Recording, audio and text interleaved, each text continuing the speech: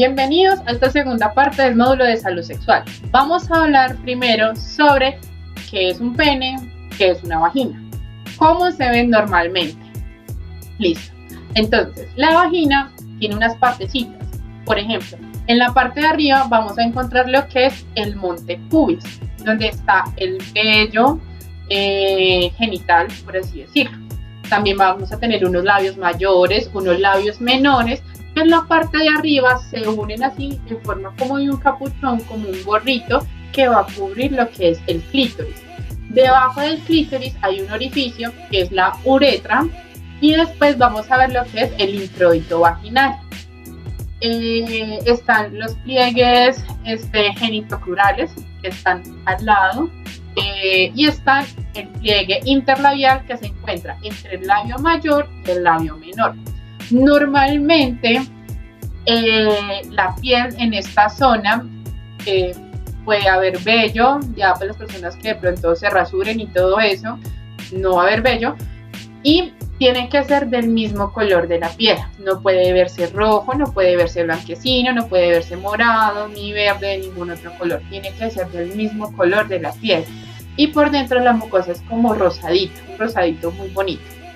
En el pene nosotros vamos a tener lo que es el glande, el surco balano prepucial, vamos a tener lo que es el cuerpo del pene, que está constituido por dos cuerpos cavernosos y un cuerpo esponjoso, por donde pasa la uretra masculina, que es más larga que la de la mujer.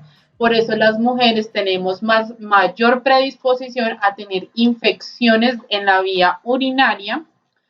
En los hombres va a haber un orificio en la parte de afuera, que es el orificio externo de la uretra, y después vamos a seguir lo que es con la raíz del pene, que es lo que está pegado casi en las caderas, ¿cierto?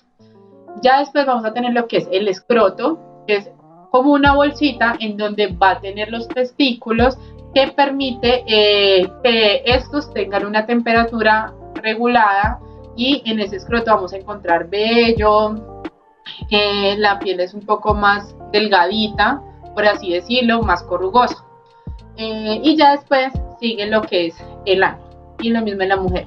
Esas son las partes normales que vamos a encontrar tanto en el hombre como en la mujer.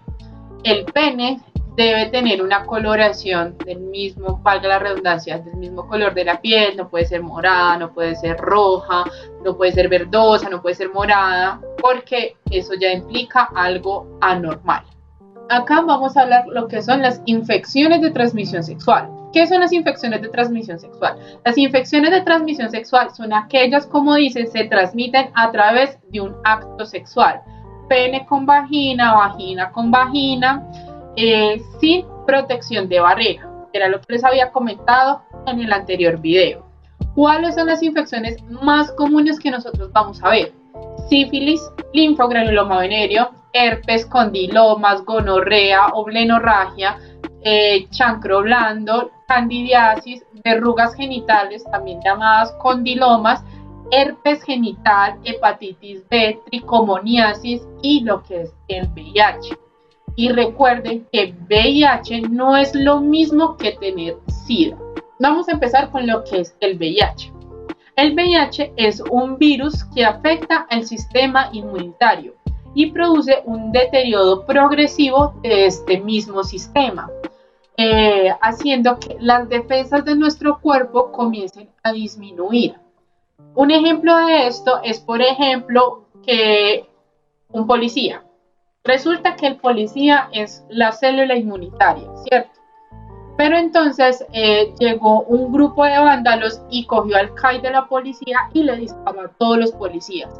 Es decir, que esa zona quedó desprotegida. Asimismo pasa con nuestro cuerpo y este virus cuando ataca estas células. Cuando este virus está muy avanzado y hay muchos virus en nuestro cuerpo, llega a una fase que se llama estadio SIDA, que es síndrome de inmunodeficiencia adquirida. El SIDA no solamente lo produce el VIH, hay otras enfermedades que me pueden producir esta inmunodeficiencia para que tengan en cuenta. Bueno, algo importante es que las vías de transmisión del VIH principalmente en un 98% son sexuales. En un porcentaje menor puede ser a través de vía hematógena, es decir, contacto con sangre. Por ejemplo, cuando uno va y dona sangre y de pronto el donador tiene VIH y no sabe, o de pronto no quiere decir, y que a uno le transfunden esa sangre. Hoy en día es muy raro acá en Colombia, sin embargo, pues lo comunico. Lo otro es a través de perforaciones, por ejemplo, que se vayan a sitios clandestinos donde no tienen las condiciones adecuadas de higiene, también por tatuajes. Y ya por último son, por ejemplo, digamos, uno se pinchó el dedito y uno se infectó con una aguja que tenía sangre. Realmente la probabilidad de obtener VIH a través de esta vía es del 0,001%, es muy mínima realmente. Bueno, en esto el principal factor de riesgo, por así decirlo, es, por ejemplo, las relaciones que se tengan entre macho con macho, sobre todo cuando es coito anal receptivo, es decir, aquella persona que recibe la penetración tiene mayor riesgo de infectarse en comparación con aquella persona que hace la penetración. Y en mujeres es más o menos el 97% por relaciones heterosexuales, también por transmisión perinatal, es decir, cuando la mamita está infectada, de pronto no sabe que está infectada y tuvo su parto por vía vaginal, el feto puede terminar infectándose y hay una probabilidad muy alta. Bueno, hay unos mitos y unas verdades sobre el VIH. El primer mito que hay, que es muy frecuente, es que el VIH se transmite a través de la saliva, a través de los cubiertos o si uno abraza a una persona. No se transmite así. Como les había dicho, los métodos de transmisión del virus son principalmente sexuales, vía hematógena, etc. ¿Por qué? Porque resulta que el virus necesita de una célula para vivir y el medio externo es muy inhóspito, es decir, es muy inapropiado para el virus y no sobrevive a este tipo de ambientes. Una persona que tiene VIH, uno lo puede abrazar, uno puede comer con esa persona, no hay ningún problema, pueden utilizar el mismo baño, no va a haber ningún inconveniente. E inclusive con los tratamientos que hay ahora, aquellas personas que conviven con VIH, que llegan a niveles de copias bajas, es decir, indetectables a través de las diferentes pruebas que se hacen, pueden inclusive tener relaciones sexuales sin que transmitan el virus. Es simplemente que la persona como que esté juiciosa con su tratamiento y que también tengan como esa capacidad de decirle a la pareja o con la persona que vaya a estar que es un cero positivo. Es muy importante eso. Otro mito es que si se lo pican un zancudo, uno se puede infectar si el zancudo lo pica a uno. No se transmite el virus así tampoco. La otra que estaban diciendo es que la manipulación de alimentos, por ejemplo, si uno está comiendo una hamburguesa, un perro o una pizza y de pronto esa persona es cero positivo y comparte con uno queda infectado, no queda infectado. Entonces, esos son como los principales mitos que se viven alrededor de esta enfermedad. Los síntomas agudos, es decir, que están entre un periodo de 1 a 2 semanas, son los siguientes: dolor de cabeza, cansancio, fiebre, puede presentar úlceras bucales, candidiasis, que más adelante les voy a decir qué es la candidiasis, sin embargo acá lo va a tocar a grosso modo. Es una infección dada por un hongo que es como de color blanquecino, como si fuera queso crema, así se ve más o menos la cándida. Faringitis puede generar aumento de tamaño de los ganglios linfáticos como los axilares, los del cuello y los inguinales. También puede generar, digamos, rash, que son como unas bolitas rojitas principalmente en extremidades. Puede generar náuseas, vómitos, aumento del tamaño del hígado y del vaso, y también puede generar dolor muscular. Algo importante que pasa en el VIH es que la persona comienza a tener mucha sudoración de noche.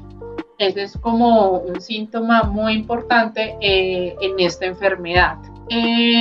Las otras enfermedades que no están relacionadas a VIH son las siguientes. La primera es la plenorragia, también conocida como gonorrea. Esa se transmite también por vía sexual, y lo que vamos a ver es que en el pene, por el glande del pene, en la uretra, sale como un líquido amarillento, un poquito espeso, como si fuera pus. En algunos casos puede doler, sin embargo, el dolor es leve, no es intenso, y se da pues porque tuvieron una conducta de riesgo, que es una relación sexual sin protección. En la mujer comienza en el cuello del cervix cuando uno hace la especuloscopia, que es cuando uno va a las citologías, por ejemplo, y le ponen un aparatico que tiene en forma de pato. Ese es el espéculo, lo ponen a uno, lo abren y miran cómo está el cuello del útero. El cuello del útero va a estar rojito, irritado, y el flujo va a ser un flujo blanco, amarillento. Usualmente no es maloliente, pero sí es incómodo porque es muy espeso, puede generar ardor, puede generar picazón, y puede haber sangrado durante y después de la relación sexual. Ya digamos, cuando hablamos de gonorrea a nivel oral, pues van a haber algunas lesiones de color blanquecinas que no van a raspar con el bajalenguas, y también puede haber gonorrea en los ojos, que se genera como una secreción blanquecina dentro del mismo ojo, puede haber inflamación, hinchazón e incomodidad. En las mujeres, principalmente en la gran mayoría de casos, son asintomáticas. Sin embargo, estas infecciones por gonorrea se pueden confundir por una cistitis, porque generan ardor y dolor a la hora de hacer, digamos, a la hora de orinar. Realmente sí es importante que acudan al médico cuando ustedes tengan algún tipo de estos síntomas, o de pronto cuando ustedes vayan a hablar con sus hijos, les comenten cómo son estas enfermedades, cómo se identifican, ¿cierto? El otro es el linfogranuloma venéreo. El linfogranuloma venéreo, primero hay una lesión que se da en la zona inguinal, como una bolita. Esta bolita puede ser dolorosa, cuando ustedes la tocan es caliente, rojita, y que con el tiempo, cuando no se trata, se ulcera. Y cuando se genera esta ulceración, es una úlcera que tiene bordes irregulares, levantados, molestos, húmedo, que puede molestar mucho. Principalmente se encuentran en las zonas inguinales, pero también lo podemos encontrar en la zona genital, principalmente en el dorso del pene o en la región de los labios mayores, entre los labios mayores y menores en la vulva. Bueno, la sífilis primaria también es conocida como el chancro duro. El chancro duro es una úlcera de bordes regulares, levantados, que no duele, que usualmente desaparece a las 2 semanas después de que la persona se infectó de sífilis. Esa sería la sífilis primaria. Ya después tenemos otros estadios de la sífilis. Sin embargo, tienen que tener en cuenta que primero, esta lesión, antes de ser una úlcera, es como una bolita que aparece en donde el treponema pallidum se introdujo, por así decirlo, ya sea en la boca, en el pene, en la vagina o a nivel rectal. En las mujeres es muy difícil diagnosticar la sífilis primaria cuando la lesión se encuentra en la región de la vulva o en la vagina. ¿Por qué? Porque esta lesión no duele, es una lesión indolora que después desaparece. Entonces muchas personas no consultan, y por eso esta enfermedad le dicen la gran simuladora, porque no tiene muchos síntomas y los síntomas que presenta son síntomas inespecíficos. Ya después de la sífilis primaria vamos a tener lo que es la sífilis secundaria, que es cuando ya pasó un periodo mayor a 3 semanas En la sífilis secundaria nosotros vamos a encontrar son unas lesiones en piel. Estas lesiones en piel son unas bolitas rojitas que van a estar ubicadas en las extremidades, en el tronco. Y algo súper importante es que no respetan la región palmoplantar, es decir, que van a aparecer también a nivel de las palmas y de las plantas de los pies. Ya después de eso, si la persona no se hizo el tratamiento, simplemente ignoró estas lesiones, ignoró la úlcera que le apareció en los estadios tempranos de la enfermedad, cuando esta avanza ya llega a una sífilis terciaria. Pero para que llegue a una sífilis terciaria tiene que pasar alrededor entre unos 30 a 40 años después de la infección para que comiencen con unas alteraciones, principalmente a nivel del sistema nervioso central, corazón, riñón.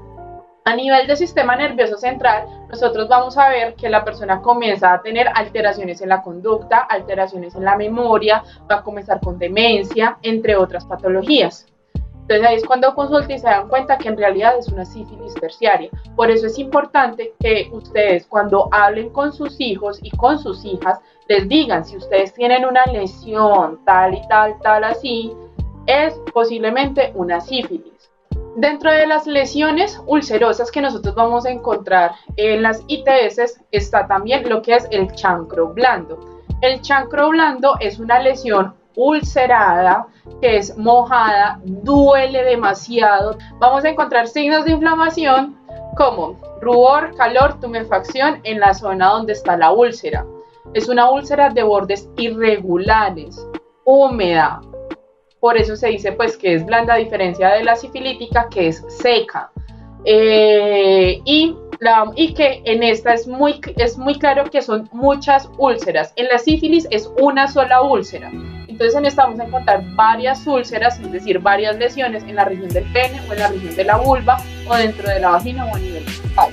También vamos a encontrar que en la vulva el flujo de la mujer va a ser más espeso, blanquecino, abundante. Por otro lado vamos a tener lo que es el herpes genital. El herpes genital, hagan de cuenta que es como el matrimonio, eso es para toda la vida. Es decir, si una persona se infecta con herpes genital, tenlo por seguro que de ahí en adelante lo va a tener. ¿Por qué? Porque el herpes no se cura, se trata. ¿Y cómo se trata? Cuando el sistema inmune de esa persona se deprime, es decir, bajan sus defensas, este herpes comienza a salir y comienza con unas lesiones muy características, que son en forma de vesículas en la región donde se encuentra ese virus, que son así como las famosas ampollas, y que estas ampollas se revientan y generan una úlcera. Esta úlcera es dolorosa, o sea, esto es realmente doloroso.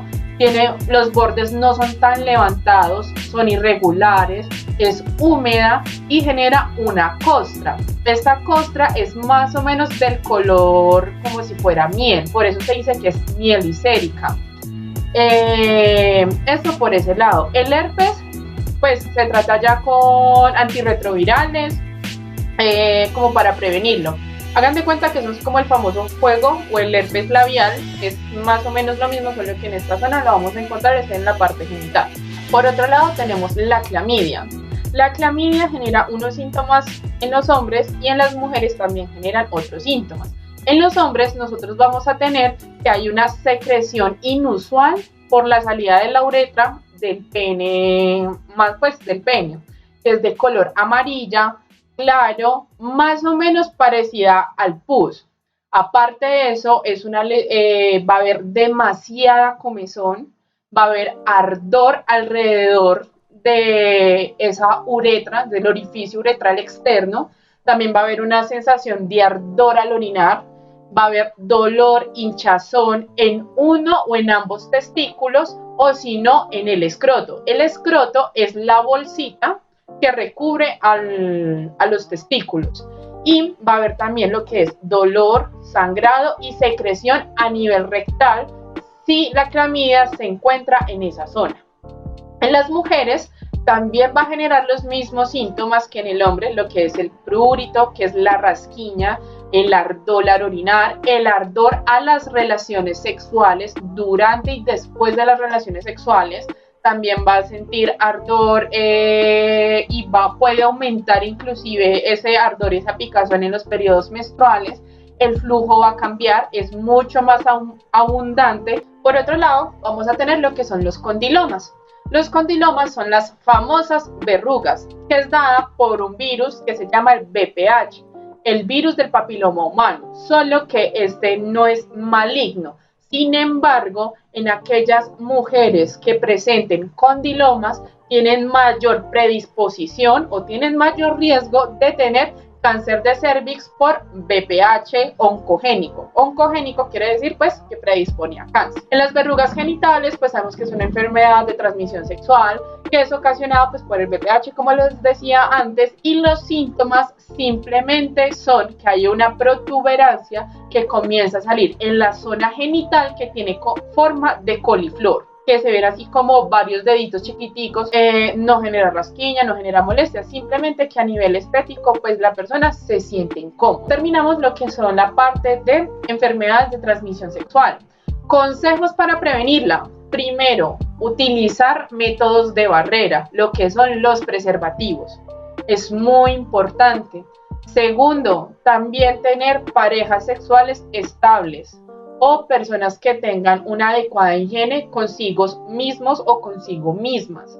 También una educación sexual es súper importante para sus hijos, para que ellos sepan cómo prevenir estas enfermedades, qué es lo normal, cómo no se ve o qué es lo anormal, por así decirlo, frente a esa mucosa genital.